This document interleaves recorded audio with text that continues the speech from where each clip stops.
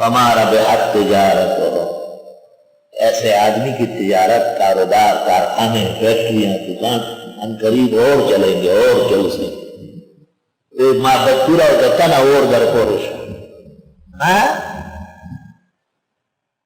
وہ ما بدپورا دتنا اور در پورشا سلطان بابا حضرت جی دوڑ وڑتا ہوئے تو خدا توبہ میں رہے معاف نہیں وائی توبہ خدا توبہ اولئک الذین اشتروا الضلالۃ بالہدی، یہی وہ لوگ ہیں جنہوں نے خرید لی گمراہی ہدایت کے بدلے میں۔ استاد محترم حضرت مولانا عبدالحنان صاحب رحمۃ اللہ علیہ فرماتے تھے دارالعلوم دیوبند سے سند حاصل کرنے کے بعد میں نے طبیہ کالج دہلی میں داخلہ لیا، کوئی طبیب بن جائیں گے، کوئی دکان وکان ہوگی، پیسے اچھے آئیں گے۔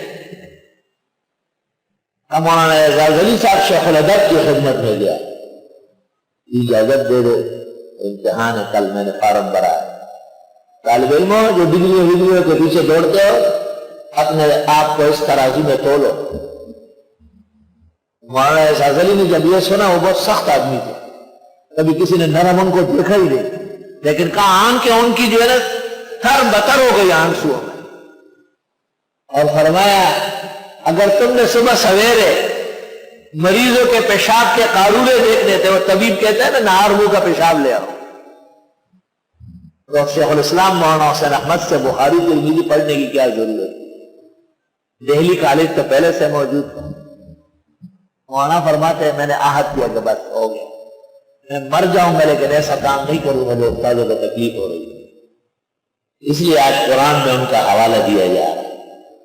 اور جو گئے تھے وہ پھر وہیں کے ہو کے رہے، صف علم سے ان کا نام ختم ہو چکا ہے، ختم ہو چکا ہے۔ اللہ طالب علمی کے زمانے میں ایک لڑکا میرے پاس آتا تھا اور وہ عجیب تھا، اس نے کہا میں چھٹی کے دن آؤں گا، آپ کو جو وقت فرصت ہو تو مجھے 1-2 رکوع ترجمہ کرائے۔ ترجمہ میں نے کتابیں پڑھنے سے بہت پہلے پڑھا ہے، یہ ہمارا بہت پرانا کام ہے الحمدللہ۔ میں نے کہا چلو اس بہانے میں بھی پابند ہو جاؤں گا، 1-2 رکوع تلاوت ہوگی اور قرآن شریف یہ سنے گا۔ کچھ دن گزرنے کے بعد اس نے کہا کہ ایک فرم میں نوکریاں نکلی ہے، ملازمتیں آئی ہیں، آپ دعا کریں۔ میں نے دعا کی تو اس کی قبول ہو گئی، اس کی منظوری ہو گئی ہے، ٹکٹ ویزا آ گیا، بہت خوش ہو گیا۔ یہ لوگ تو زیادہ شکر ادا کرتے ہیں۔ کچھ مدت گزرنے کے بعد واپس آیا اور مجھے کہا انہوں نے مجھے اپنے پاس ایک عالم کے رکھنے کی بھی اجازت دی، بہت بڑے فرم کا ڈائریکٹر ہو گیا باہر ملکوں میں، اور چونکہ آپ کی دعا سے مجھے یہ دن ملے ہیں اس لیے آج ساتھ چلے۔ میں نے اپنے استاد مولانا مفتی احمد الرحمان سے فقیہ النفس، شریف النسبین و نجیب الطرفین اعلی اللہ مقامہ، ان کی خدمت میں عرض کیا۔ انہوں نے کچھ نہیں کہا، بس صرف اتنا کہا انا للہ و انا الیہ راجعون۔ اس لیے تو حضرت فرماتے کہ طلباء کا باہر والوں سے تعلق نہیں ہونا چاہیے۔ اور اس دن حضرت نے حسامی کا درس پورا اس کے خلاف دیا، حسامی نہیں پڑھایا، بس ضروریات پڑھا لی۔ تکلیف پہنچی تھی ان کو۔ جب درس ختم ہوا میں نے کہا یہ تو ایسا ایک آدمی ہے، ایسے 2 لاکھ آ جائے اور سونا بچھا لے، آپ دیکھیں گے کہ میں قدم لوں، آپ میرے استاد اور شیخ جو آپ کہیں گے وہی ہوگا، میری رائے کی کوئی حیثیت نہیں۔ تو آج اس کی برکات و ہدایات دیتے۔ ایسے کتنے ساتھیوں کو میں جانتا ہوں جو ہر ایک بار سے ہم سے فائق تھے، بہت لائق تھے، لیکن بس یہ منی کے سامنے ٹھہرے ہیں۔ منی بڑی شیطان چیز ہے، ادھر سے بھی ادھر سے بھی۔ انگریز لوگ پیسوں کو منی کہتے ہیں،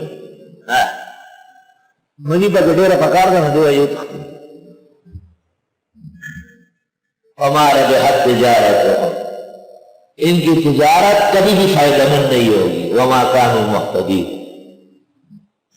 یہاں ہماری اس مسجد میں ابتدا میں ہمارے بزرگ تھے، اب انتقال کر گئے، جو کمیٹی کے صدر تھے ان کے لوگ، وہ سیکرٹری تھے۔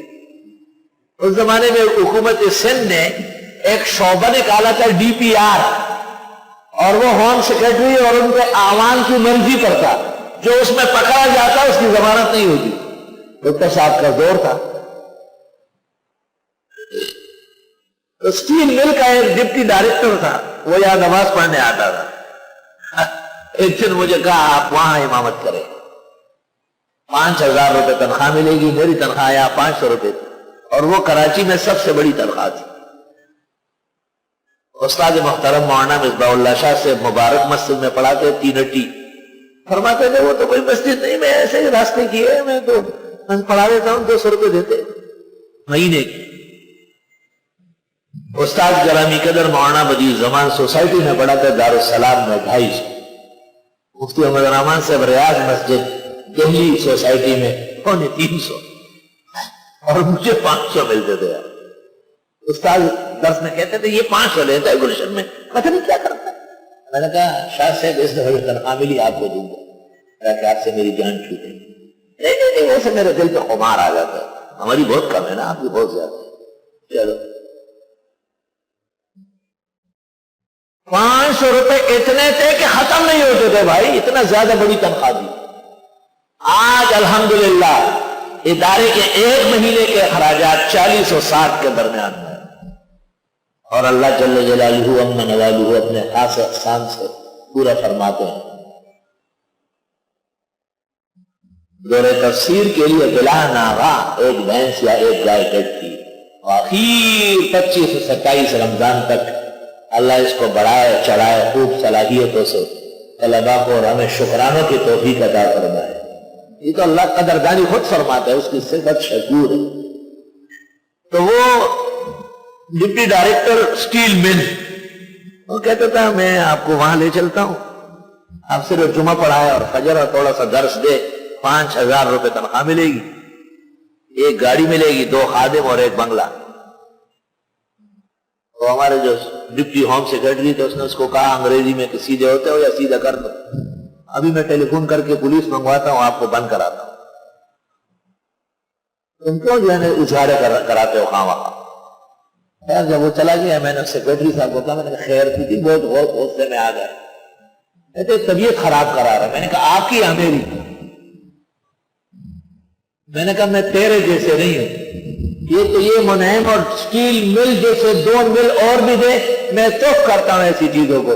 اگر آپ کا میرے بارے میں یقین ہے تو آپ نماز دوبارہ پڑھیں، آپ کی میرے پیچھے نماز نہیں ہوگی، بے ایمان کے پیچھے نماز نہیں ہوگی۔ میں نے کہا بس آ گئے، اب تو یہاں سے جنازہ نکلے گا۔ ہم وہ لوگ نہیں جو دنیا کے لیے جگہ بدلے، اللہ نے ہمیں اس ادارے کو جنت الفردوس بنایا۔ میں نے چند سال پہلے اعلان کیا ہے کہ میں جب اندر آ جاتا ہوں میں سمجھتا ہوں جنت الفردوس میں داخل ہوا، اور یہ خواب کی تعبیر ہے الحمدللہ۔ میں نے اس کو کہا کہ آپ منیم بھائی کو رہنے دو، جو چاہے عزت کرتا رہے، آپ بہت تسلی رکھیں۔ کانے اگر جنوبی کے بجائے پوتی، وہ ہم وہ لوگ نہیں ہے کہ آج وہاں آج وہاں، وَيَوْمًا بِحْرَاتٍ وَيَوْمًا بِالْعِرَاقِ۔ دفترانی نے رویا۔ حضرت داد جہاں لیٹ گیا لیٹ ہی گیا، اور لاکھوں جوتے پڑے اٹھ نہ سکا، لیٹ گیا لیٹ ہی گیا۔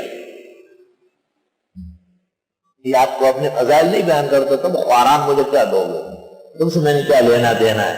آپ کو بتاتا ہوں کہ اس نہج پر رہو، گھبراؤ نہیں، بس جتنا ہو اتنا ہو، اپنے اللہ کے سامنے سچے رہو۔ وَاسْتَقِمْ كَمَا أُمِرْتَ، یہ نہیں کہ ذرا سی نوکری آئی پڑچ امامت چھوڑ دی، ذرا سی تنخواہ تو ذرا آئی تو یار پڑچ امامت خطابت جہاں سے آئی کہ وہاں چلی گئی۔ اس امامت خطابت تدریس اداروں کے چھوڑنے کا ہم نہیں ہے، اس کا اصل مالک اور مختار رب العالمین ہے، اس کے سامنے آپ کو جواب دینا پڑے گا۔ تم نے دنیا کے لیے دین کے عہدے کیوں چھوڑے؟ میں اب بھی تمہیں مجرم اور جرائم پیشہ سمجھتا ہوں، اور آخری لمحہ تک یہی کہوں گا کہ بعض وفاداروں کی طرف سے بے وفائی دیکھ کر افسوس صد افسوس۔